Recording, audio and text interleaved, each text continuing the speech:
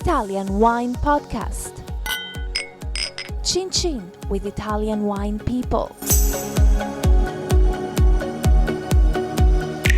Hello, this is the Italian Wine Podcast. My guest today is Leonardo Ricci, and Leonardo's winery is called Leo Ricci, and you are in the province of Treviso. So I'm guessing, as that is the world capital of Prosecco, you are a Prosecco producer. Well, not really Prosecco producer. Tell me why not. He's not a Prosecco producer because I love Prosecco. As my, I sure drink much more Prosecco than milk in my life, for sure. But this story of my wine, in the name of the group is Sui Lieviti, is coming from two friends, I was coming from a sales experience. I was working for Lungarotti, a very nice winery. In Umbria? In Umbria, yes. Where the quality is important. And then Colalto, which is a Prosecco producer, also very important. And then I quit. When did you quit? I quit something like 5 years ago, something like that. And then we find ourselves and say, okay, let's make our wine. And he is very keen on, say, biochemistry. Right. Okay, he has almost a medicine degree. What's his name again? Carlo Amistani. Okay, just Carlo is his first name. Charles, yes. And his second name is? Amistani. Amistani. Yes. Is he Italian? Yes, he's an Italian. Where's he from in Italy then? He's from Montebelluna, so it's close to there. Oh, right, okay. Still Prosecco land. So basically you're both from the same region? Yes. Okay. We are friends when we were 16. Right. Fighting for the same girl. Okay, that's all right. So, and then you created the company Leo Ricci Agroalimentare SRL, which is a limited company. Leo Ricci Agroalimentare means food and agriculture, agri-food, basically. Yes. I'm much more keen on food than in wine. Mm-hmm. Wine to me is a part of food. Yeah. Which is not something to say in this podcast. But wine is food. Yeah, I totally agree. In fact, when we were traveling around the world, my best sport was making wine dinner, pairing wine with food, and also the winery where I was going with. It was find any kind of food that was pairing perfectly with my wine, and making wine dinner with a good chef was very happy. I don't know how to say this diplomatically. If somebody met you and they didn't know you, and the question was, does this guy like food? We would have to say that yes, he probably does. Yeah. Is that a fair comment? From my 145 kilos, you can say it. Yeah, you said it. So you obviously like your food, right? So go on, carry on. So we are find ourselves say, okay, we have to do our wine. We have to do the wine we like, and what. How has to be this wine? This wine has to be technically perfect. Mm-hmm. So not very smell or nothing like that. But also we don't want to be on the mainstream. This wine has to be, you have to have very much the aromas of the varieties, and you have to find the terroir out of it. And then other thing, both of us in our wine life, we develop allergy for sulfite. Ah, really? So this is another problem. So how to make a wine which tastes perfectly, which give you the aromas of the varieties and the terroir without sulfite? It's easy. Look at the history. Is the vino col fondo. So in the old time, the wine was self-protecting. So vino col fondo. Do you want me to explain, or would you like to explain? Well, it's not really vino col fondo, but is a wine re-fermented in the bottle. And it's bottled with its yeast, with a fondo, bottled with the yeast. And why is that important so that you can avoid the sulfur? So first of all, if you put sulfite in the bottle before to bottle it, the yeast doesn't work. Right. So you doesn't have the re-fermentation in the bottle. Second, the wine, the yeast, when they hit all the sugar, they die, and so the remains of that is a very powerful antioxidant. So basically what the yeast do in bold language is they eat the grape sugar. They get the sugar and make alcohol and CO2. So this is what they do, and then in this process they also eat the oxygen. So you have a very good protection. Other thing, when they die, they make this antioxidant, which name is glutathione. Very bad name, but very glutathione. Yeah, and so this is a very good preservative. So the wine is self-preserving. This is why we call integrale.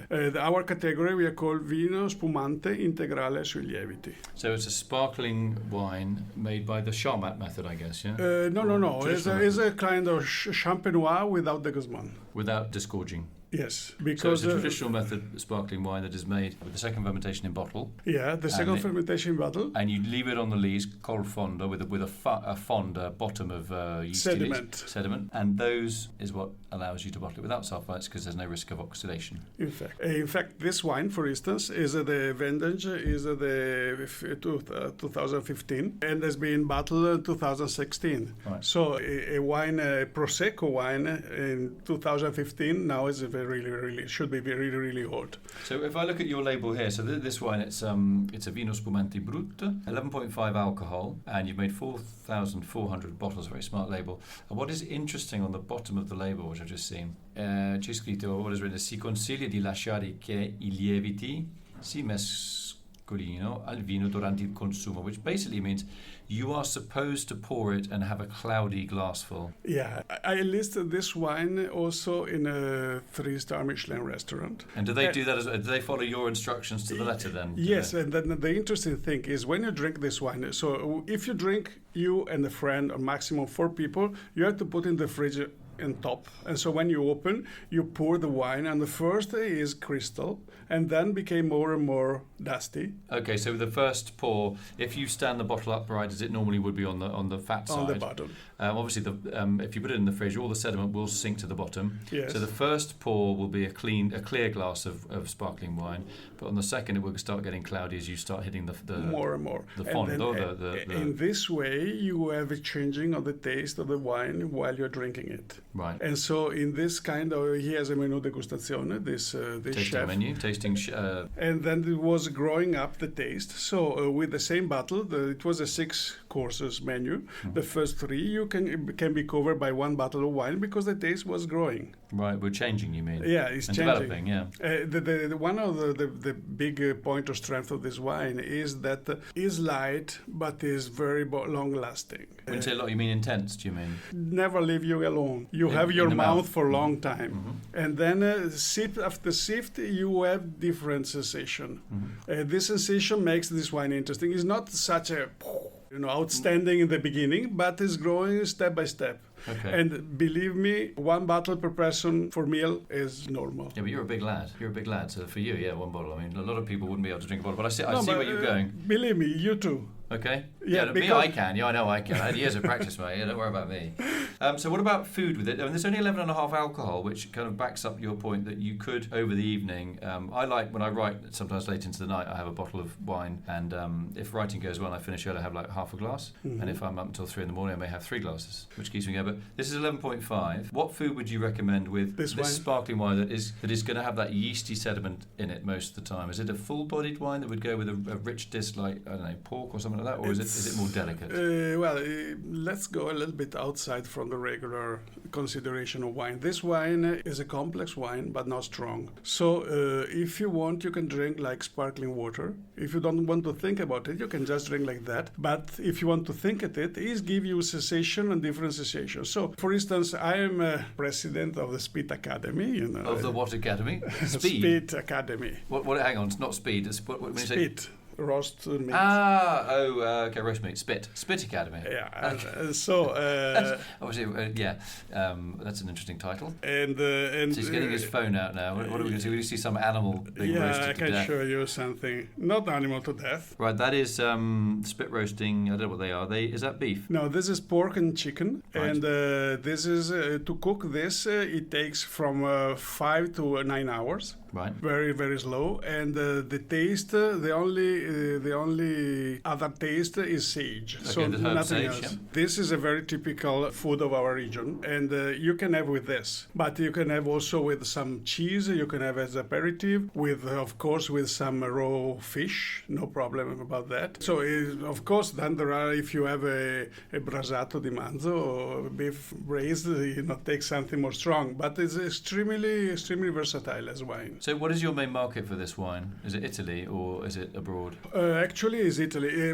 The main market, more than for the area, is for knowledgeable consumer. People who know what does it mean quality wine, or does it mean the quality in wine. So basically, you mean that people that have like fine wine, they like fine dining, fine food, and they're prepared to be a little bit curious and drink a sparkling wine that is actually a little bit cloudy because they see it as a gastronomic product. Yes. That's all part of the food and wine experience. They're not at all afraid of the fact that it has that little bit of sediment. In fact, they like it. That's what they want. I guarantee that this has to be like that. It's trying something different. In the old time, why they choose not to put the yeast, although remain the sediment in the wine?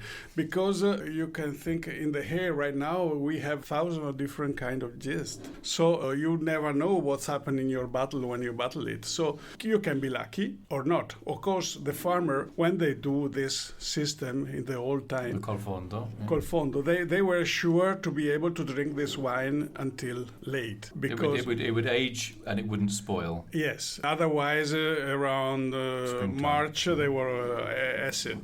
And in fact, the farmer, they used to drink the wine in the cave in a cup, right. Very large cup, because so the volatile acidity is going away. Okay. So when they take out from the big cask. How does your wine do in blind tastings? Because obviously I do a lot of blind tasting in my job, and some people, they're pouring a bunch of sparkling wines, they're all going to be clear, light yellow, light, very pale colours normally, and lovely fizz, absolutely clean and clear to look through. And then they pour a sample of yours with a paper background. They don't know what it is, and they say, hang on, this is a bit cloudy, what's going on? They immediately stick their hand up and say, excuse me, faulty wine, can we get another bottle, please? Well, how do you change people's perceptions? Well, this wine has to be explained to be like that. Also, they have a Efe beer in Germany, so it's something that can be accepted, but you have to advise the people this wine is like that. Mm-hmm. This is a characteristic of wine. That's my favourite beer, yeast beer. I love the fact that it has a sediment in it. Yeah, I love too, really.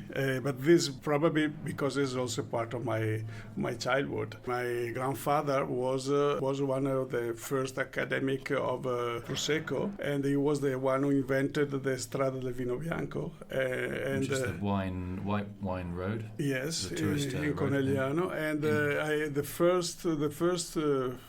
I was a kid when I tried the first. It was a cartizze with sediment in his cave. I remember like today. So cartizze is like the creme de la creme of Prosecco, effectively. Yeah, it's the top of the Prosecco. In that time, they have no sophistication on the Prosecco. So the cartizze characteristic is because they have some particular leaf that make this kind of taste. So very steep slopes and it's very steep, very very slow, very small area. Hot, warm microclimate, so small berries with quite a bit of texture. It's a Prosecco, but they have this climate and this particular yeast that give you a particular taste to that. And this was a Prosecco with a cartizze with sediment. And I remember today also the complexity of this bottle of wine. That really influenced you when you were small, yeah? Yeah, sure. It's driven your career, hasn't it? Your second career. You've had this always in your mind that you're going to replicate what you had as a kid, right? Yeah, this is something. Yes, I think so. Yeah, you get it. Yeah. So you must have been quite fun at school. Like everyone else is going to want to go. I want to be a train driver. I want to be a postman. And you're like, no, I want to make a fizzy sparkling wine with lots of yeast in the bottom and change people's perceptions. They're like, who's this guy? But for instance, another part of my life, when I was a kid, my father used to go to the United States to see, he has a poultry farm, and to see the market of corn, because corn was 60% of the expense of the year. So you go there and to find out how was the market, how was the consumption like that, and they come back to Italy and they say, the American have some eggs in the morning. Have some eggs in the morning. I was 5 years old, so all the families start to cook by themselves with the fire, his own eggs. And from that, all my family is really devoted to food. We all are cooking. We all are looking for something different. I for instance, I am also actually a culinary advisor for some restaurant, making recipe, making menu, try to give to some, for instance, I'm working for 2 years in Sri Lanka, giving the seasonal food of Italy, carrying there the thing and making them try the real taste of this kind of for another example. The 3rd of May, I have a dinner close to the Maggiore Lake, where I go in the morning to the farmer. I pick up asparagus, just that morning, and I carry during the day to there, and we make a asparagus dinner with a very fresh asparagus. This kind of what does it mean excellence? What does it mean top quality? What does it mean gastronomy? Fresh and local. Fresh. They have to be fresh or not. What is the best? So that's your thing with your col fondo, though, isn't it? With your sparkling wine, it's like when you open it, you want it to taste vibrant and fresh and not at all oxidized. That was your point right at the back of the beginning of this interview. Was this idea of freshness? Yeah, we're not talking about freshness in terms of temperature. We're talking about freshness in terms of fruit profile and the wine's profile. Yeah. Yes, this wine has to be temperature a little bit fresh, but not that not much. Over-chilled, Otherwise, you don't feel the temperature. And then also during the time you have from the beginning to the end of the bottle, you have this development of the taste that give you the kind of sensation of which influenced by the yeast at the bottom as well. Yes, the yeast, and also I think a kind of oxidation of the wine. Beneficial oxidation. Yes. Yeah. Evolutionary oxidation. Let's say what is say normally the wine is opening. Yeah. When this kind of which is not normal in a white wine, but this has also 3 years in the bottle, so. A little bit of brief. Cool. Right, now the interview is closing, and I have to say my mouth is watering. Look at this beautiful presentation of your bottle, and you can just see the yeast a little bit in the bottom of the bottle, and that looks like a mouth-watering proposition, your sparkling wine. Thank you very much for coming in today. Thank you. Leonardo Ricci. I like the fact that you can't see this at home, but on his business card he's got a sort of a hedgehog, because in Italian Ricci is porcupine. Yeah, it's a porcupine. Let me just do that again. So what you can't see is on Leonardo's business card. His surname is Ricci, and a Ricci. You don't want to hit one if you're driving around Italy, because it's a porcupine. You can have a very nasty accident because it will just completely blow all your tyres. And on his business card, there's a fantastic little drawing of a porcupine. So if you're not interested in the wine, get the guy's business card, and if you're interested in him, get his business card and get the wine. Thanks a lot, Leonardo Ricci, for coming in today and explaining to us about Prosecco col fondo. Thank you. Follow Italian Wine Podcast on Facebook and Instagram.